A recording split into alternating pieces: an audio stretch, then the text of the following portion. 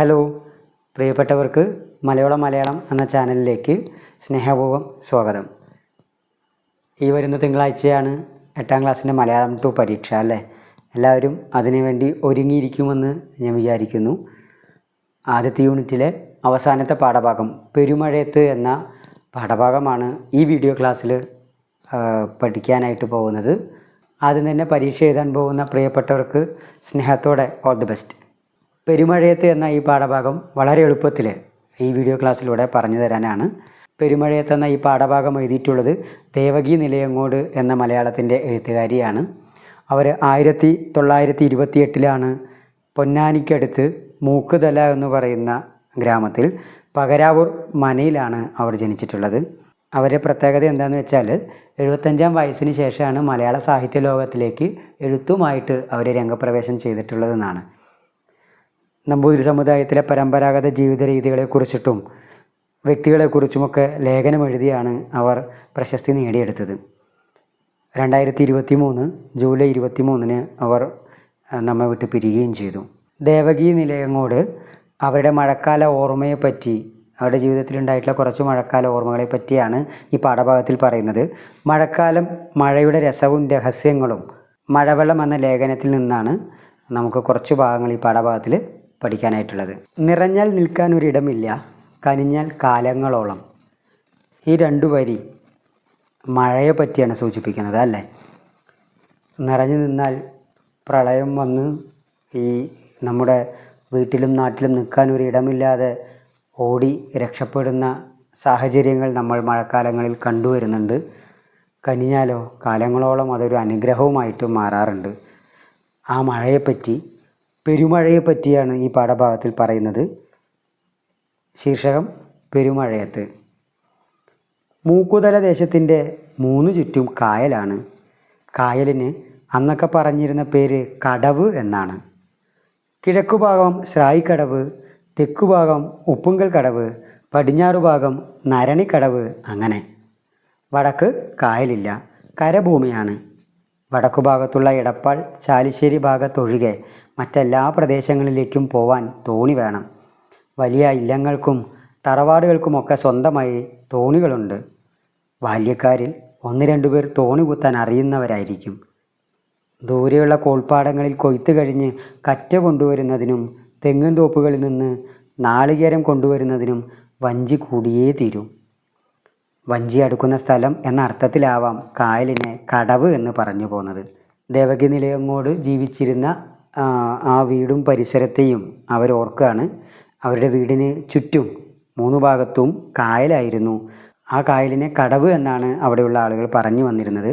അവിടെയുള്ള വലിയ തറവാടുകളിലൊക്കെ ഇന്ന് നമ്മുടെ വീട്ടിൽ കാറും ബൈക്കും ഉണ്ടായിരുന്നത് പോലെ അവിടെ ഉണ്ടായിരുന്നത് സ്വന്തമായിട്ട് വഞ്ചിയായിരുന്നു. അവിടെയുള്ള ബാല്യക്കാർ, പണിക്കാരായിട്ടുള്ള ആളുകൾക്ക് വള്ളം തുഴയാൻ, വള്ളം കുത്താൻ അറിയുന്നവരുമായിരുന്നു. അങ്ങനെ വഞ്ചി അടുക്കുന്ന സ്ഥലം കടവ് എന്ന് പേര് വന്നു. വഞ്ചി കുത്തുന്ന സ്ഥലത്തെ കടവ് എന്ന് പറഞ്ഞു. പിന്നീട് കടവ് എന്ന പേര് കായലിന് മൊത്തമായിട്ട് വിളിച്ച് പറഞ്ഞു പോന്നു എന്നാണ് അവർ പറയുന്നത്. അവരുടെ കുട്ടിക്കാലത്തെ വീടും പരിസരവും അതിൻ്റെ ചുറ്റുഭാഗം, കായലിൻ്റെ ഓർമ്മകൾ, കടവ്, സ്വന്തമായിട്ട് തോണി ഉണ്ടായിരുന്നത്, ഇതെല്ലാമാണ് ആദ്യത്തെ പാരഗ്രാഫിൽ അവർ നമ്മളോട് അവരുടെ ചുറ്റുപാടിനെ പറ്റി വിശദമാക്കുന്നത്. ഇനി പറയാൻ പോകുന്നത് ആ നാട്ടിലെ കൃഷിരീതിയെ പറ്റിയാണ്. നമ്മൾ സ്ഥിരം കാണുന്ന പാലക്കാടൻ കൃഷിരീതിയെ വെച്ച് ചെറിയ വ്യത്യാസങ്ങൾ അവിടെ ഉണ്ട്. അതിനെപ്പറ്റി ആ ഖണ്ഡികയിൽ പറഞ്ഞു വയ്ക്കുന്നുണ്ട്, വായിക്കാം. കായൽ വറ്റിച്ചാണ് കൃഷി ഇറക്കുക. ഒറ്റപ്പൂവലാണ് കൃഷി, പുഞ്ച എന്നാണ് പറയുക. കായലിൽ ആദ്യം വലിയ ബണ്ട് കെട്ടും. ഒരു തോട് കയറി വെള്ളം അതിലേക്ക് മാറ്റും. ചക്രം ചവിട്ടിയാണ് വെള്ളം തേവി മാറ്റുക. ബണ്ടിൻ്റെ അടുത്ത് നിരനിരയായി 20-30 ചക്രങ്ങളുണ്ടാവും. പണിക്കാർ ഊഴമിട്ട് രാത്രിയും പകലും ചക്രം ചവിട്ടി വെള്ളം തേവിക്കൊണ്ടിരിക്കും. പൊതുവെ തുലാമാസത്തിലാണിത്. ചവിട്ടുന്നതിൻ്റെ അധ്വാനം അറിയാതിരിക്കാൻ അവർ പാടിക്കൊണ്ടേയിരിക്കും. പകലും രാത്രിയും പാട്ടുണ്ടാവുമെങ്കിലും സകലവും നിശബ്ദമാവുന്ന രാത്രികാലങ്ങളിലാണ് ഞങ്ങൾ കുട്ടികൾ ആ തേക്കുപാട്ട് തെളിഞ്ഞു കേൾക്കുക. പാലാട്ടുകോമൻ്റെയും മറ്റും കഥകളാണവ. തുലാമാസ രാത്രികളിൽ ദൂരെ നിന്ന് ഒഴുകി വരുന്ന ആ പാട്ടുകൾ കേട്ടുകൊണ്ടാണ് ഞങ്ങൾ ഉറങ്ങാൻ കിടക്കുക. ഇടയ്ക്കെങ്ങാനും ഉണർന്നാൽ അപ്പോഴും കേൾക്കാം നേർത്ത് എത്തുന്ന ഈണം. കുട്ടിക്കാലത്ത് അവർ ഉറങ്ങാൻ കിടക്കുമ്പോൾ അല്ലെങ്കിൽ ഉറങ്ങി എണീക്കുന്ന സമയങ്ങളിലെല്ലാം ഒരു പാട്ട് കേൾക്കാറുണ്ടായിരുന്നു. അത് കൃഷിയിടങ്ങളിൽ പണിയെടുക്കുന്ന, രാത്രി ഉറങ്ങാതെ അധ്വാനിക്കുന്ന കർഷകരുടെ പാട്ടാണ്. അതിനെ തേക്കുപാട്ട് എന്നാണ് അവർ പറയുന്നത്. കാരണം ചക്രം ചവിട്ടി വെള്ളം തേവി തേവി അവരുടെ ശ്രമകരമായ ജോലി ഒന്ന് മയപ്പെടുത്താൻ, അവർക്കൊന്ന് സന്തോഷിക്കാൻ അവർ പാട്ടുപാടാറുണ്ടായിരുന്നു. ആ പാട്ടിനെ തേക്കുപാട്ടെന്നാണ് അവർ പറയുന്നത്. ആ രസകരമായ കേൾവിക്ക് വലിയ സുഖം തരുന്ന പാട്ട് അവരുടെ ഓർമ്മയിൽ ഇപ്പോഴും നിൽക്കുന്നുണ്ട്. അങ്ങനെ തോണിയും വെള്ളവുമൊക്കെ ആയിട്ടാണ് എൻ്റെ കുട്ടിക്കാലത്തിന് ബന്ധം. കുളം, കുളി എന്നിങ്ങനെ ഇല്ലത്തും, വഞ്ചി കായൽ എന്നിങ്ങനെ പുറത്തും. പക്ഷേ വെള്ളം ഞങ്ങളെയെല്ലാം ഒരു തവണ ഭയങ്കരമായി പേടിപ്പിക്കുകയും ചെയ്തു. ഇതുവരെ ദേവകി നിലയങ്ങോട് പറഞ്ഞു വെച്ചത് അവരുടെ കുട്ടിക്കാല കായൽ പരിസരങ്ങളുടെ ഓർമ്മയും കൃഷി ഓർമ്മകളുമാണ്. അവർ വലിയ ഭയപ്പാടോടുകൂടി മഴ അനുഭവിച്ചിട്ടുള്ള പെരുമഴയെ പറ്റിയുള്ള ഓർമ്മകളാണ് ഇനി പറയാൻ പോകുന്നത്. എൻ്റെ 13ാമത്തെ വയസ്സിലൊരു കർക്കിടകത്തിലായിരുന്നു അത്. മഴയുള്ള സാധാരണ ദിവസം വന്നേ തോന്നിയുള്ളൂ. രാത്രി ഊണ് കഴിഞ്ഞ് ഞങ്ങൾ കിടക്കാൻ തുടങ്ങുമ്പോൾ ഭയങ്കരമായ ഒരു കാറ്റിൻ്റെ വരവ് കേട്ടു. അസാധാരണമായ ഒരു മുഴക്കത്തോടെയാണ് അത് വീശി എത്തിയത്. ദൂരെയുള്ള മരങ്ങളിൽ നിന്ന് കൊമ്പുകളും ഇലകളും പറന്ന് 4 ഇറയത്തെത്തി നടുമുറ്റം നിറയാൻ തുടങ്ങി. കുത്തഴിക്കുള്ളിലൂടെ മുറിയിലേക്കും അവ വന്നു വീണു. വൃക്ഷങ്ങൾ ആടിയുലഞ്ഞ് പൊട്ടിച്ചീന്തുന്ന ശബ്ദം അകത്ത് കേൾക്കാമായിരുന്നു. ഉള്ള ജനലുകളും വാതിലുമെല്ലാം കൊട്ടിയടച്ചു. ഞങ്ങൾ പേടിച്ച് വിറച്ച് തെക്കിനിയിലേക്കും വടക്കിനിയിലേക്കും മാറി മാറി ഓടി. എവിടെ പോയാലും രക്ഷയില്ല. ഉറങ്ങാൻ ആർക്കും ധൈര്യമില്ല. അപ്പോഴേക്കും മഴയും പൊട്ടി വീണു. മഴയത്തും കാറ്റത്തുമായി ഇല്ലവളപ്പിലെ മരങ്ങൾ തലങ്ങും വിലങ്ങും കടപുഴകി വീഴാൻ തുടങ്ങി. അവരുടെ പെരുമഴയത്ത് എന്ന ആ വലിയ ഓർമ്മ അവർ പങ്കുവയ്ക്കുന്നത് അവരുടെ 13ാം വയസ്സിലെ ഓർമ്മയാണ്. കർക്കിടക മാസത്തിൽ സാധാരണ മഴ പെയ്യുന്നു എന്നാണ് അവർക്ക് ആദ്യം തോന്നിയത്. പക്ഷേ ആ മഴയുടെ വരവ് അത് വലിയ ഒരു പേടി സ്വപ്നം പോലെയായിരുന്നു. ശക്തമായ കാറ്റ് മുറിക്കകത്തേക്ക് ആഞ്ഞു വീശുമ്പോൾ ഭയപ്പെട്ട് പേടിച്ചു വിറച്ച് തെക്കിനിയിലേക്കും മറ്റു മുറികളിലേക്കുമൊക്കെ അങ്ങോട്ടും ഇങ്ങോട്ടും പാഞ്ഞോടിയത് ഇപ്പോഴും മനസ്സിൽ തന്നെ കിടക്കുകയാണ്. മരങ്ങളും കൊമ്പുകളൊക്കെ പൊട്ടി വീഴുന്നത്, ആ കമ്പ് ചീന്തി വരുന്ന ശബ്ദമൊക്കെ അകത്തിരുന്നിട്ട് അവർ പേടിച്ച് കേട്ടിരുന്നതായിട്ട് പറയുന്നുണ്ട്. വലിയ മഴകൾ, പേമഴകൾ വരുന്നത് ചിലപ്പോൾ അത്തരത്തിൽ ഭയപ്പെടുത്തുന്ന ഓർമ്മകളോടെയായിരിക്കും അല്ലേ. 2018 ആ വലിയ പ്രളയം, അതിനുശേഷം നിരന്തരമായി വരുന്ന ഓരോ മഴക്കാലവും നമ്മുടെ ഉള്ളിൽ നൽകുന്നത് വലിയ പേടിപ്പിക്കുന്ന വലിയ അനുഭവങ്ങളാണ്. വാർത്താ ചാനലുകളിലൂടെയും നേരിട്ടും ഒക്കെ നമ്മൾ അനുഭവിച്ചതാണ്. അവരുടെ 13ാമത്തെ വയസ്സിൽ കടപുഴകി മരങ്ങൾ ഒഴുകിയെത്തുന്ന ആ മഴയോർമ്മയെ പറ്റിയാണ് ഇവിടെ പറയുന്നത്. മരം വീഴുന്ന കൂറ്റൻ അലർച്ച ഇടവിട്ട് കേൾക്കാം. ഭാഗ്യത്തിന് എന്തുകൊണ്ടോ ഇല്ലത്തിൻ്റെ മേൽപ്പുരയിലേക്ക് മരമൊന്നും വന്ന് വീണില്ല. അത് തന്നെ ഒരു വലിയ ഭാഗ്യമായിരുന്നു അവർക്ക്. വെളുപ്പം കാലമായപ്പോഴേക്കും കാറ്റിൻ്റെ ശക്തി തെല്ലു കുറഞ്ഞു. അതിൻ്റെ ചൂളം വിളി ഒന്ന് പതിഞ്ഞു. അപ്പോൾ മാത്രമാണ് ഞങ്ങൾ ഉറങ്ങാൻ കിടന്നത്. ഉണർന്നപ്പോഴാവട്ടെ പുറത്ത് അതിശക്തിയായി മഴ. അന്തർജനങ്ങൾക്ക് കുളിക്കാൻ പോകാൻ പറ്റുന്നില്ല. മുറ്റത്ത് മുഴുവൻ മരക്കൊമ്പുകളും ഇലയും വെള്ളവുമാണ്. വെള്ളം കാണെ പൊങ്ങിക്കൊണ്ടിരുന്നു. വടക്കുപുറത്തെ മുറ്റം വെള്ളത്തിലായി. കുളവും മുറ്റവും കിണറും ഇപ്പോൾ ഒന്നാവാൻ തുടങ്ങി. അന്ന് ഞങ്ങൾക്കാർക്കും കുളി ഉണ്ടായില്ല. തേവാരവും മുടങ്ങി. മഴ അപ്പോഴും തുള്ളിമുറിയാതെ പെയ്തുകൊണ്ടിരുന്നു. കാണാവുന്നിടത്തെല്ലാം വെള്ളം. വെള്ളപ്പൊക്കമാണ് ഇതെന്ന് അന്നൊന്നും മനസ്സിലായില്ല. 3 ദിവസം കഴിഞ്ഞപ്പോഴാണ് മഴ ശമിച്ചത്. പിന്നെ വെള്ളം താണു തുടങ്ങി. പെരുമഴയുടെ അനുഭവമാണ് അവർ പറഞ്ഞു വയ്ക്കുന്നത്. നേരം വെളുക്കോളം ഉറങ്ങാതെ പേടിച്ചിരുന്നു. നേരം വെളുത്തൊന്ന് ഉറങ്ങുമ്പോൾ നിർത്താതെ മഴ, തുള്ളി മുറിയാതെ മഴ പെയ്തു എന്നാണ് പറയുന്നത്. ഒരു തുള്ളി പോലും മുറിയാതെ അതൊരു മാല പോലെ നിരനിരയായിട്ട് മഴ നിർത്താതെ പെയ്തുകൊണ്ടിരുന്നു. 2-3 ദിവസമൊക്കെ നിർത്താതെ മഴ പെയ്തപ്പോൾ അവരാദ്യമായിട്ട് കാണുകയാണ് കുളവും കിണറും വയലുമൊക്കെ ഒരുപോലെ ഒരു കടൽ പോലെ ഇങ്ങനെ പരന്ന് കിടക്കുകയാണ്. വെള്ളപ്പൊക്കമാണ് സംഭവിക്കുന്നതെന്ന് അവർക്ക് സത്യം പറഞ്ഞാൽ മനസ്സിലായിരുന്നില്ല. കാരണം അത് അവരുടെ ജീവിതത്തിലെ ആദ്യത്തെ അനുഭവമായിരുന്നു. ആ മഴ പൊട്ടി വീണു എന്നാണ് പറയുന്നത്. എന്താ മഴ പൊട്ടി വീഴുക? നമ്മൾ മരം പൊട്ടി വീണു എന്ന് കേട്ടിട്ടുണ്ട് അല്ലേ? അതുപോലെ വലിയ ശക്തമായ ഒരു വലിയ ആഘാതമായിട്ട് ഒറ്റയടിക്ക് വന്ന് പതിക്കുക. അതുപോലെയായിരുന്നു മഴ. ആകാശത്തു നിന്ന് ആ മഴ അങ്ങനെ അടർന്ന് ഭൂമിയിലേക്ക് പതിച്ചതുപോലെയായിരുന്നു അവരനുഭവിച്ചത്. 1942 ഇത്. ആ വലിയ മഴ പെയ്ത്ത് 1942 ഇത്. MT വാസുദേവൻ നായരുടെ നാലുകെട്ട് എന്ന നോവലിൽ പരാമർശിക്കുന്ന വെള്ളപ്പൊക്കം ഇതായിരിക്കുമെന്ന് കാലം ഏതാണ്ട് വെച്ച് നോക്കുമ്പോൾ തോന്നുന്നുണ്ട്. വെള്ളപ്പൊക്കം കൊണ്ട് നാട്ടിൽ പലർക്കും വിലക്കുറവിൽ ഒട്ടേറെ മരത്തടികൾ സ്വന്തമായി കിട്ടി. പുഴയിൽ ഒലിച്ചു വന്ന കാട്ടിലെ മരങ്ങൾ സാഹസികമായി വടമെറിഞ്ഞ് പിടിച്ച് വേണ്ടവർക്ക് വിൽക്കുകയായിരുന്നു. 1943 ഞാൻ വിവാഹം കഴിഞ്ഞ് നിലയങ്ങോട്ട് എത്തുമ്പോൾ നീണ്ട തെക്കേറയം മുഴുവൻ ഇങ്ങനെ വാങ്ങിക്കൂട്ടിയ വിലപിടിപ്പുള്ള മരങ്ങൾ ഏർന്ന് വൃത്തിയാക്കി അട്ടമുട്ട കൂട്ടിയിട്ടത് കണ്ടിരുന്നു. ഈ വെള്ളപ്പൊക്കം സംഭവിച്ചത് 1942 എന്നാണ് പറയുന്നത്. MT വാസുദേവൻ നായരുടെ പ്രധാനപ്പെട്ട ഒരു നോവലാണ് നാലുകെട്ട്. ആ നോവലിൽ ഒരു വെള്ളപ്പൊക്കത്തെ സൂചിപ്പിക്കുന്നുണ്ട്. ഏതാണ്ട് ഒരു കാലഘട്ടം ആലോചിക്കുമ്പോൾ ഇതായിരിക്കുമെന്നാണ് ദേവകി നിലയങ്ങോട് ഊഹിച്ച് അവർ പറയുന്നത്. ഇല്ലം എന്ന പേര് വീടാണ്, തറവാടാണ്. നമ്പൂതിരി സമുദായത്തിൽപ്പെട്ട ആളുകൾ താമസിച്ചിരുന്ന തറവാടുകളെ, അവരുടെ വീടിനെ ഇല്ലം എന്നാണ് പറയുക. നമ്പൂതിരി സമുദായത്തിലുള്ള സ്ത്രീജനങ്ങളെ അന്തർജനമെന്നും പറയും. 1943 വിവാഹം കഴിഞ്ഞ് നിലയങ്ങോട്ടേക്ക് പോകുമ്പോൾ അതൊരു വലിയ കാഴ്ചയായിരുന്നു. ആ തറവാട്ടിൽ, ആ ഇല്ലത്ത്, അതിൻ്റെ ഒരു ഭാഗത്ത് മുഴുവൻ അട്ടിയായിട്ട് വിലപിടിപ്പുള്ള മരങ്ങളൊക്കെ ഇങ്ങനെ ഏർന്ന് വൃത്തിയാക്കി അട്ടിയായിട്ട് അവിടെ കൂട്ടി വെച്ചിരിക്കുന്നത് ഒരു കാണാണ്. ഈ മരങ്ങളൊക്കെ എവിടെ നിന്നാണ് കിട്ടിയതെന്ന് വെച്ചാൽ, ഈ വലിയ മഴപ്പെയ്ത്തിൽ വലിയ മരങ്ങൾ കടപുഴകി വീണ് ഒലിച്ചു വരുമ്പോൾ അതെറിഞ്ഞു പിടിച്ച് വില കൊടുത്തു വാങ്ങി കച്ചവടം ചെയ്ത് വാങ്ങി വെച്ചിരിക്കുന്ന കാഴ്ച, അത് അത്ഭുതപ്പെടുത്തുന്ന കാഴ്ചയായിരുന്നു. മോഹൻലാലിൻ്റെ നരൻ എന്ന് പറയുന്ന സിനിമ നിങ്ങൾ കണ്ടിട്ടുണ്ടാവും. അതിൽ വലിയ മഴ പെയ്ത് വരുമ്പോൾ പുഴയോരത്ത് കടപുഴകി വരുന്ന മരങ്ങളെ ലാലേട്ടൻ കയറ് ഇട്ട് അതിസാഹസികമായി പിടിച്ചു വരുന്ന കാഴ്ച നമ്മൾ സിനിമയിൽ കൈയടിച്ചിട്ടുണ്ടാവും അല്ലേ, കണ്ടിട്ട്.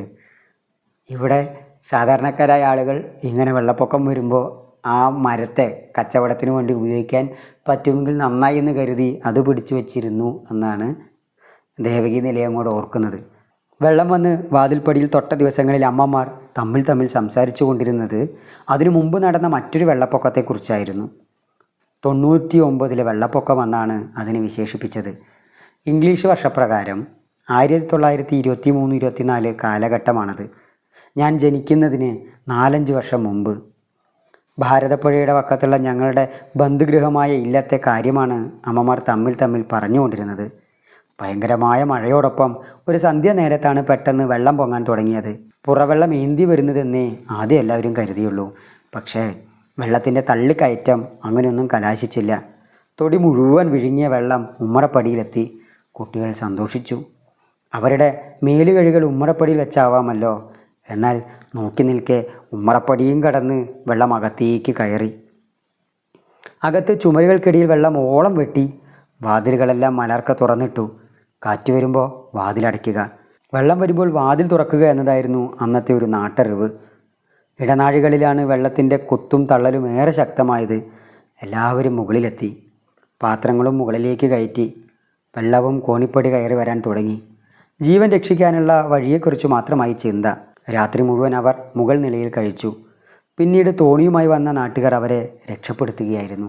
അന്ന് ആ വലിയ വെള്ളപ്പൊക്കം ഉണ്ടായിരുന്ന ദിവസം അവരുടെ വീട്ടിലെ മുതിർന്ന അമ്മമാരെല്ലാം സംസാരിച്ചിരുന്നത് 99 വെള്ളപ്പൊക്കത്തെ പറ്റിയായിരുന്നു.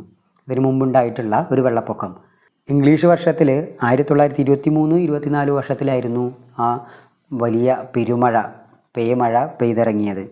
ദേവകി നിലയങ്ങോട് ജനിക്കുന്നതിനും 4-5 വർഷങ്ങൾക്ക് മുമ്പായിരുന്നു. ഭാരതപ്പുഴയുടെ വക്കത്തൊരു ബന്ധുഗൃഹത്തിലെ അമ്മാവൻ്റെ വീട്ടിലുണ്ടായിട്ടുള്ളൊരു അനുഭവമാണ് അവർ പറഞ്ഞു വരുന്നത്. വെള്ളം കയറി വരുന്നത് കണ്ടപ്പോൾ സാധാരണ മഴ എന്നാണ് കരുതിയത്. പക്ഷേ മഴ പെയ്ത് വെള്ളം അകത്തേക്ക് കയറുന്നു എന്ന് വിചാരിച്ചുള്ളൂ. പിന്നീടാണ് മനസ്സിലായത് വെള്ളം തള്ളിക്കയറി മുകളിലേക്ക് വന്നു. തൊടി മുഴുവൻ വെള്ളം വിഴുങ്ങി അവർ ഉമ്മറപ്പടിയിലെത്തി. കുട്ടികൾക്ക് അതൊരു വലിയ സന്തോഷമായിരുന്നു. എന്തുകൊണ്ടായിരിക്കും? കുട്ടികൾ പൊതുവെ നിഷ്കളങ്കരാണല്ലോ. അതിൻ്റെ വലിയ അപകട സൂചന അവർക്ക് തിരിച്ചറിയാൻ കഴിഞ്ഞില്ല. അതുകൊണ്ട് അവരെല്ലാം ഒത്തിരി സന്തോഷിച്ചു. പുഴയിൽ പോയി കുളിക്കേണ്ട ആവശ്യമില്ല. കാരണം പുഴ വീടിൻ്റെ മുറ്റത്തെത്തിയിരിക്കുക. അതിൽ വെള്ളം എടുത്ത് കുളിക്കുക, അതിൽ കളിക്കുക, അതെല്ലാം കുട്ടികൾക്ക് വലിയ തമാശയായിരുന്നു. പിന്നീടാണ് സംഗതി ഇത്തിരി കാര്യമായത്. ആ വീടിൻ്റെ മുകൾ നിലയിലേക്ക് കയറി, കോണിപ്പടി കയറി രക്ഷപ്പെടാൻ നോക്കി. ഒരു ദിവസം മുഴുവൻ അവിടെ കഴിച്ചുകൂട്ടി, രാത്രി മുഴുവൻ അവിടെ നിന്ന് അടുത്ത ദിവസം നാട്ടുകാരാരൊക്കെയോ വന്ന് തോണിയിൽ രക്ഷപ്പെടുത്തി കൊണ്ടുപോയി. ആ 99-ലെ വെള്ളപ്പൊക്കവും 1942-ലുള്ള ആ വെള്ളപ്പൊക്കത്തെ പറ്റിയുമൊക്കെയാണ് ദേവകി നിലയങ്ങോട്ട് നമ്മളോട് പങ്കുവെക്കുന്നത്. വെള്ളപ്പൊക്കം എന്ന് പറയുന്നത് പ്രകൃതിക്ഷോഭമാണ് അല്ലേ? പ്രകൃതിയിൽ സംഭവിക്കുന്ന സാധാരണ മഴ എന്നതിനപ്പുറം ഈ ഭൂമിയെ തന്നെ നശിപ്പിക്കാൻ പോകുന്ന രീതിയിൽ, നമ്മുടെ ജീവിതത്തെ മുഴുവൻ താറുമാറാക്കാൻ പോകുന്ന രീതിയിൽ വലിയൊരു പ്രതിസന്ധിയായിട്ട് കടന്നു വരുന്നതാണ് ഇത്തരത്തിലുള്ള വെള്ളപ്പൊക്കങ്ങളും പ്രകൃതിക്ഷോഭങ്ങളും ഉരുൾപൊട്ടലും ഒക്കെ. അത് ഈ കാലഘട്ടത്തിലെ കുട്ടികൾ നമ്മൾ വളരെ കഴിഞ്ഞ കുറച്ച് വർഷങ്ങളായിട്ട് അനുഭവിച്ചു കൊണ്ടിരിക്കുന്ന വലിയ പ്രയാസമാണ്. 2018 എന്ന് പറയുന്ന സിനിമ അത് നിങ്ങളെല്ലാവരും കണ്ടിട്ടുണ്ടാവും. കേവലം അതൊരു സിനിമയല്ല, അത് നമ്മുടെ എല്ലാം ജീവിതമായിരുന്നു എന്നുള്ളത് നിങ്ങൾക്ക് ബോധ്യമാണ്. കാരണം നമ്മളിൽ പലരും, നമ്മൾക്ക് വേണ്ടപ്പെട്ട പലരുമൊക്കെ അത്തരത്തിൽ വലിയ പ്രയാസങ്ങൾ അനുഭവിച്ചിട്ടുണ്ട്. അതിൽ മറ്റുള്ളവരെ സഹായിക്കാനും രക്ഷിക്കാനുമായിട്ട് തോണി തുഴഞ്ഞെത്തുന്ന മത്സ്യത്തൊഴിലാളികളും അതുപോലെ തന്നെ നമുക്ക് വേണ്ടി സുരക്ഷാ പ്രവർത്തനങ്ങൾ ഏകോപിപ്പിച്ചിട്ടുള്ള ഉദ്യോഗസ്ഥരാണെങ്കിലും, അതിൽ ടോവിനോ തോമസ് അവതരിപ്പിക്കുന്ന കഥാപാത്രം, നാട്ടിൻപുറത്തെ സാധാരണക്കാരനായ ഒരു ചെറുപ്പക്കാരൻ സ്വന്തം ജീവിതത്തെ തന്നെ വേണ്ടാന്ന് വെച്ച് ത്യാഗം ചെയ്ത് അടുത്ത ജീവനെ രക്ഷിക്കാൻ വേണ്ടി ഒരുങ്ങി പുറപ്പെട്ടതൊക്കെ നമ്മൾ കണ്ടതാണ്. രാഷ്ട്രീയ പ്രവർത്തകർ, സന്നദ്ധരായിട്ടുള്ള ചെറുപ്പക്കാർ, അത്തരത്തിൽ കേരളം വലിയൊരു പ്രതിസന്ധി നേരിടുന്ന സമയത്ത് നേരിട്ടുകൊണ്ടിരിക്കുമ്പോഴെല്ലാം വളരെ സജീവമായിട്ട് ചേർത്ത് പിടിച്ച ആളുകളാണ് ഇവരെല്ലാം. ആ 2018-ൻ്റെ ഓർമ്മ കൂടി നമുക്ക് ഈ പാഠഭാഗം വായിക്കുമ്പോൾ കടന്നു വരുന്നുണ്ടല്ലേ? അപ്പോൾ എന്തുകൊണ്ടായിരിക്കും പ്രളയം ഉണ്ടാവുന്നത്, അല്ലെങ്കിൽ ഇത്തരത്തിലുള്ള പ്രകൃതിക്ഷോഭങ്ങളൊക്കെ എന്തുകൊണ്ടാണ് സംഭവിക്കുന്നത് എന്നുള്ളത് കുട്ടികൾക്ക് അറിയാം. പ്രകൃതിയോട് മനുഷ്യൻ ചെയ്ത വലിയ ക്രൂരതകൾക്ക് പ്രകൃതി അവരുടെ വേദന തിന്ന് നമ്മളോട് പ്രതികാരം ചോദിക്കുന്നതായിട്ടോ, അല്ലെങ്കിൽ അവർ അവരുടേതായ രീതിയിൽ സ്വയം നിലനിൽക്കാൻ നമ്മളോട് പ്രതിരോധം തീർക്കുന്നതായിട്ടോ ഒക്കെ നമുക്ക് ഈ പ്രകൃതിക്ഷോഭങ്ങളെ കണക്കാക്കാനായിട്ട് സാധിക്കും. പ്രകൃതിക്ഷോഭങ്ങൾ നമ്മുടെ നാടിന് വലിയ അപകടമാണ് ഉണ്ടാക്കി വയ്ക്കുക. ഒത്തിരി മനുഷ്യരുടെ ജീവനും അതുപോലെ തന്നെ ഒത്തിരി വലിയ കെട്ടിടങ്ങളും അല്ലെങ്കിൽ നമ്മുടെ ലോകവും എല്ലാം ഇല്ലാതായി പോവുകയാണ്. വയനാട് ചൂരൽമലയിൽ ഉണ്ടായിട്ടുള്ള ആ വലിയ അപകടം, അതിൻ്റെ കണ്ണീരും വേദനയും ഒന്നും മാഞ്ഞു പോയിട്ടില്ല. ഒരു വിദ്യാലയം ഉൾപ്പെടെ അല്ലേ അങ്ങ് ഒലിച്ചു പോയത് നമ്മൾ കണ്ടതാണ്. അവിടെ തൻ്റെ കൂട്ടുകാരില്ലാത്ത ആ ബെഞ്ചിലിരുന്ന് ഇപ്പോഴും പഠിക്കുന്ന കുട്ടികൾ നമ്മുടെ മനസ്സിലെ വലിയ വേദനയായിട്ട് നിൽക്കുകയാണ്. അവരുടെ കൂട്ടുകാരും അവരുടെ വേണ്ടപ്പെട്ടവരും അവരുടെ പഴയ സ്കൂളൊക്കെ ഒരു ഓർമ്മയായിട്ട് മാറി. ഇത്തരത്തിൽ പ്രകൃതിക്ഷോഭങ്ങൾ കണ്ട് വേദനിക്കുന്ന മനസ്സിൻ്റെ ഉടമകളാണ് നമ്മളെല്ലാവരും അല്ലേ? അപ്പോൾ പ്രകൃതിയോട് എങ്ങനെ പെരുമാറണമെന്നും പ്രകൃതി എങ്ങനെ സ്നേഹിക്കണമെന്നും, പ്രകൃതിയില്ലാതെ ഞാനും നിങ്ങളൊന്നും ഇല്ല എന്നുള്ള തിരിച്ചറിവ് നമുക്ക് ഉണ്ടായാൽ മാത്രമേ ഇനി അങ്ങോട്ട് ജീവിക്കാൻ പറ്റുള്ളൂ. വികസനം എല്ലാം വേണം അല്ലേ? നമുക്ക് പുരോഗമനം വേണം, വികസനം വേണം, പക്ഷേ അത് പ്രകൃതിയെ കൊന്നുകൊണ്ടാവരുത്. പ്രകൃതിയെ കൊന്ന് അതിനില്ലാതാക്കി നശിപ്പിച്ചാൽ നമുക്ക് പിന്നെ ഇവിടെ നിലനിൽക്കാൻ പറ്റില്ല. ഈ ഭൂമിയിൽ മനുഷ്യന് മാത്രമായിട്ടൊരു ഇടമില്ല. ഈ ഭൂമിയിൽ മനുഷ്യന് മാത്രം നിലനിൽക്കാമെന്ന് കരുതി സ്വാർത്ഥ ലാഭത്തിന് വേണ്ടി എല്ലാതും നമുക്ക് വേണ്ടി നശിപ്പിക്കാൻ തുടങ്ങിയാൽ നമുക്ക് വേണ്ടി ഒന്നും തന്നെ ഇവിടെ ഉണ്ടാവില്ല എന്നുള്ള തിരിച്ചറിവുകളാണ് ഈ പറയുന്ന എല്ലാ അപകടങ്ങളും ഒക്കെ വരുത്തി വയ്ക്കുന്നത്. ഈ പാഠഭാഗം കുട്ടികൾക്ക് കൃത്യമായിട്ട് മനസ്സിലായി എന്ന് വിചാരിക്കുന്നു. എന്തുകൊണ്ടാണ് ഇത് സംഭവിക്കുന്നത് എന്നുള്ളത് പാഠഭാഗത്തിൽ മനസ്സിലാക്കുകയല്ല ചെയ്യേണ്ടത്, ജീവിതത്തിൽ മനസ്സിലാക്കി പെരുമാറാനും പ്രകൃതിയില്ലാതെ ജീവിക്കാൻ കഴിയില്ല എന്നുള്ളൊരു ബോധ്യവും നിങ്ങളുടെ മനസ്സിലുണ്ടാവണമെന്നാണ് എനിക്ക് ആത്മാർത്ഥമായിട്ട് പറയാനുള്ളത്. അതോടൊപ്പം തന്നെ ഈ പാഠഭാഗത്ത് നിന്ന് പ്രളയാനുഭവങ്ങളെ പറ്റിയോ അല്ലെങ്കിൽ ഇങ്ങനെ ഒരു സംഭവത്തെപ്പറ്റി പത്രവാർത്തയോ അല്ലെങ്കിൽ പ്രകൃതിക്ഷോഭത്തെപ്പറ്റി അതിന് കാരണമാവുന്ന പ്രകൃതി മലിനീകരണത്തെപ്പറ്റി അധികൃതർക്ക് ഒരു നിവേദനം എഴുതുന്നത്, അപേക്ഷ എഴുതുന്നതോ ഒക്കെ ആയിരിക്കും പാഠഭാഗത്തു നിന്ന് ചോദ്യമായിട്ട് വരിക. അല്ലെങ്കിൽ വലിയ മഴ, ചൂരൽമല ഉണ്ടായ അനുഭവം, നിങ്ങളുടെ മനസ്സിലുണ്ടാക്കിയിട്ടുള്ള വികാരങ്ങൾ എന്തൊക്കെ എന്നുള്ള ചോദ്യങ്ങളും ഒക്കെ കുട്ടികൾ പ്രതീക്ഷിക്കുക. നന്നായിട്ട് തന്നെ പരീക്ഷ എഴുതാൻ നിങ്ങൾക്ക് കഴിയട്ടെ എന്ന് ആശംസിക്കുന്നു. All the best. പാഠപുസ്തകം ഒന്നുകൂടി വായിക്കുക, നന്നായിട്ട് പരീക്ഷ എഴുതുക. ബൈ.